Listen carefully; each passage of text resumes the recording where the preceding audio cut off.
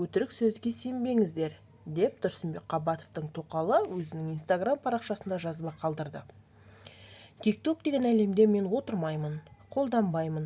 Менің атымнан жазылған неше түрлі өтірік сөздерге сенбеңіздер. Мақсаттары әдейі намысқа тиетін сөздерді жазып, елдің назарын аудару және комментарий жинау. Адвокаттар бұл мәселеге қатысты жұмысты аяқтап қалды. Көзі ашық, көкірегі ояу 21 ғасырда өмір сүріп жатқан жандарым, жасанды интеллектті ажырата алатын шығарсыздар. Не болса да соған сене берудің қажеті жоқ, деп өзінің Instagram парақшасында жазба қалдырды. Соған орай, осы сөзіне нақты сене отыратын болсақ, қазіргі таңда TikTokта жалған мәліметті таратып жатқан қыз-келіншектерді Тұрсынбек Қабатовтың тоқалы Айман сотқа беруге дайындалып жатыр. Ол туралы өзі толыққанды жазып, сторисында да Instagram парақшасында белгілеп, нақтылап кетті. Алдағы уақытта тағы да ақпараттармен бөлісетін боламыз. Каналға жазылыңыздар. Мен де үлкен бақытқа лайықпын деп біреудің азаматына жармаспаңыздар. Менің атым Мөлдір. Егер сіз маған 2 жыл бұрын өміріңізде ең маңызды адам кім деп сұрақ қойғанда, мен өзімнен басқа бәр адамды атар едім. Ештеңе ойламаңыз, мен бақытсыз болған жоқпын. Мен бәрін жасадым, қызмет еттім, қолдау болдым, армандарым орындалсын дедім, тырыстым, кешірдім, шыдадым. Сол өмірдің қарбаласының арасында өзімді, мақсаттарымды, бір кездері армандаған кішкентай Мөлдірді ұмытып кетіппін. Бақытты болғанын қалаймыз. Қазір мен 42 жастамын. Егер дәл осы сұрақты бүгін қойсаңыз, мен айтар едім. Менің өмірімдегі ең маңызды адам өзім. Отбасым өмірімдегі қымбат бөлігі. Бірақ мен ана ретінде балаларымның армандары, мақсаттары, ниеттері маңызды екенін көрсете алсам, мен ана ретінде міндетімді орындап жүрмін. Қазір мен өзімді жақсы көруді үйреніп жүрмін. Күліп, қайтадан жинақталып, өзімді сенімді ететін, әдемілікке тартатын жақсы косметика алып, өзімнің ең жақсы версияма айналып келемін. Мен өзімді қайтадан қалыптастырып жатырмын. Қыз-келіншектер, құрбыларым, қазақтың арулары, өздеріңізді жақсы көріңіздер. Таңдаңыздар. Жаныңыз қанша уақыт сұраса, өзіңізге сонша уақыт бөліңіздер. Әрбір әйел бақытты болуға лайықты, деп Мөлдір Мұқанова өзінің Instagram парақшасында жазба қалдырды.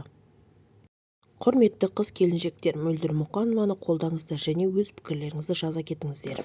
Мөлдір Мұқанова өзінің жақсы жаңалығымен бөлісті. Сенбей тұрмын, айтатын кез келді, деп Instagram парақшасында жазба қалдырды. Қайрат Нұртаспен дуэт жазуға дайындалып жатырмын. Әлі де өзім де сенбей тұрмын. Өмірде талай рөлде болдым. Ана, жар, кәсіпкер, келін. Енді өнеріммен қайта бөлісетін шақ туды. Сіздердің қолдауларыңыз мен үшін өте маңызды. Қайрат Нұртас пен Мөлдір Мұқанованың дуэті қандай болады деп ойлайсыздар? Қандай жанрда естігілеріңіз келеді? Өмір жайлы, әлде махаббат жайлы? Күтіңіздер, жақсы ән болады деп сенеміз, деп ол өзінің Instagram парақшасында жазба қалдырды. Сұхбаттан кейін балаларға хабарласты. Балалармен сөйлесті, әдемі басқа елде оқып жатыр, сөйтіп қызына әдемі саған рахмет деп айтқан екен. Папа, сен жүрек елжіреп, дауыс дірілдеп тұрған екен. Әдемі, папа, не үшін рахмет айтып жатсыз? Сіз менің папа әкемсіз ғой, папамсыз ғой.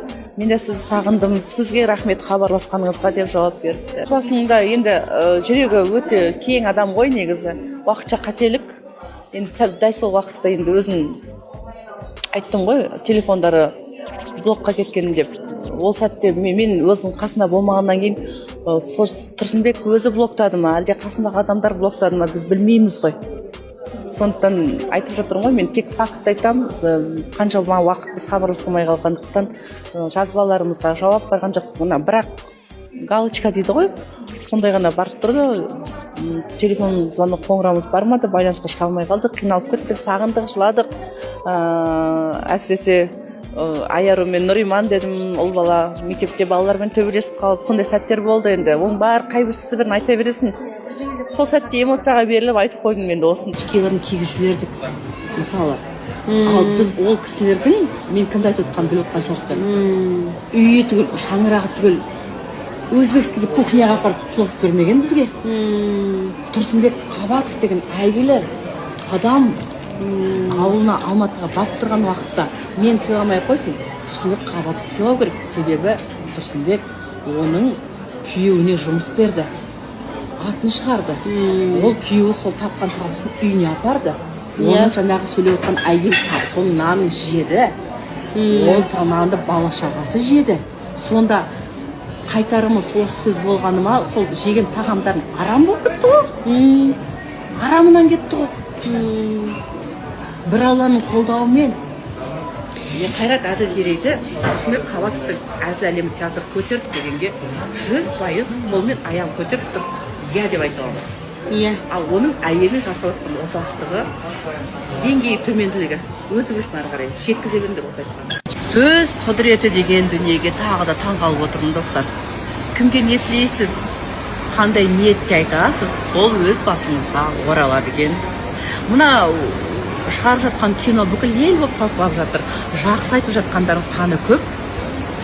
Бір-екі негатив айтқан адамдардың сөзде ертіп жатқандар да бар. Ол киноны көрсе де көрмесе де, иә. Сондықтан да айтылып жатқан әннің өзі бірден хит болып кетіп жатыр. Әндердің өзі. Ол да тұнып тұрған бақ. Мінекей, бұл кинода айтып жатқан әндерім де, жасап жатқан әрекеттерінің барлығы бақ болып басына қонып жатыр. Баққа ешкім таласа алмайды. Жоғардан келген бақ ол.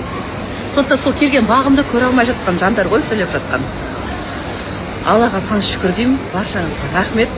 Жаңағы әнді тағы тыңдап өтіңіздерші. Өте әдемі айтылған сөздер, әдемі тілектер. Бәріне тілекшімін, бәрі жақсы болсын.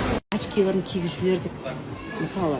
Ал біз ол кісілердің, мен кімді айтып отқанын біліп отқан шығарсыздар. Үйі түгіл, шаңырағы түгіл, өзбекский кухняға апарып плов бермеген бізге. Тұрсынбек Қабатов деген әйгілі адам ауылына Алматыға барып тұрған уақытта мен сыйламай қойсын, Тұрсынбек Қабатов сыйлау керек. Себебі Тұрсынбек оның күйеуіне жұмыс берді, атын шығарды. Ол күйеуі сол тапқан табысын үйіне апарды. Оны жаңағы сөйлеп отқан әйел соның нанын жеді. Ол тамағында бала шағасы жеді. Сонда қайтарымы сол сөз болғаны ма, сол жеген тағамдарын арам болып кетті ғой. Арамынан кетті ғой. Бір Алланың қолдауымен Қайрат Әділгерейді Тұрсынбек Қабатовтың әзіл әлемі театр көтеріп дегенге 100% қолмен аяғын көтеріп тұрып, иә деп айта аламын. Иә. Ал оның әйелі жасап отқан опасыздығы, деңгейі төменділігі өзіміздің ары қарай жеткіземін деп осы айтқан. Сөз құдіреті деген дүниеге тағы да таңғалып отырмын достар. Кімге ниетлейсіз, қандай ниетте айтасыз, сол өз басыңызға оралады екен. Мына шығарып жатқан кино бүкіл ел болып талқылап жатыр. Жақсы айтып жатқандардың саны көп. Бір-екі негатив айтқан адамдардың сөзде ертіп жатқандар да бар. Ол киноны көрсе де көрмесе де, иә. Сондықтан да айтылып жатқан әннің өзі бірден хит болып кетіп жатыр. Әндердің өзі. Ол да тұнып тұрған бақ. Мінекей, бұл кинода айтып жатқан әндерім де, жасап жатқан әрекеттерінің барлығы бақ болып басына қонып жатыр. Баққа ешкім таласа алмайды. Жоғардан келген бақ ол. Сондықтан сол келген бағымды көре алмай жатқан жандар ғой сөйлеп жатқан. Аллаға сан шүкір деймін, баршаңызға рахмет. Жаңағы әнді тағы тыңдап өтіңіздерші. Өте әдемі айтылған сөздер, әдемі тілектер. Бәріне тілекшімін, бәрі жақсы болсын. очкиларын кигізіп жібердік, мысалы. Ал біз ол кісілердің, мен кімді айтып отқанын біліп отқан шығарсыздар. Үйі түгіл, шаңырағы түгіл, өзбекский кухняға апарып плов бермеген бізге. Тұрсынбек Қабатов деген әйгілі адам ауылына Алматыға барып тұрған уақытта мен сыйламай қойсын, Тұрсынбек Қабатов сыйлау керек. Себебі Тұрсынбек оның күйеуіне жұмыс берді, атын шығарды. Ол күйеуі сол тапқан табысын үйіне апарды. Оны жаңағы сөйлеп отқан әйел соның нанын жеді. Ол тамағында бала шағасы жеді.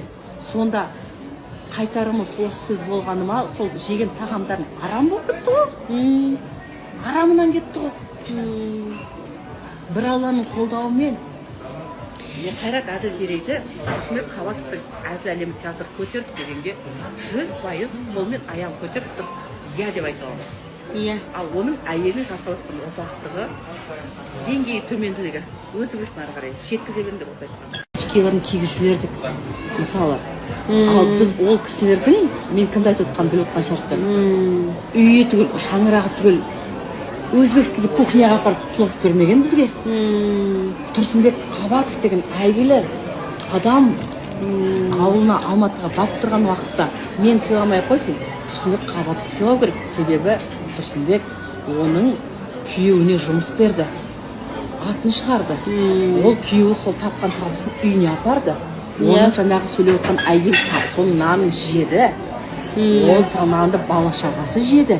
Сонда қайтарымы сол сөз болғаны ма, сол жеген тағамдарын арам болып кетті ғой. Арамынан кетті ғой.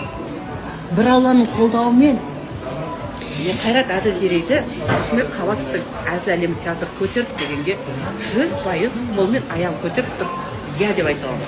иә Ал оның әйелі жасап жатқан опасыздығы деңгейі төменділігі өзі білсін ары қарай жеткізе беремін деп осы айтқан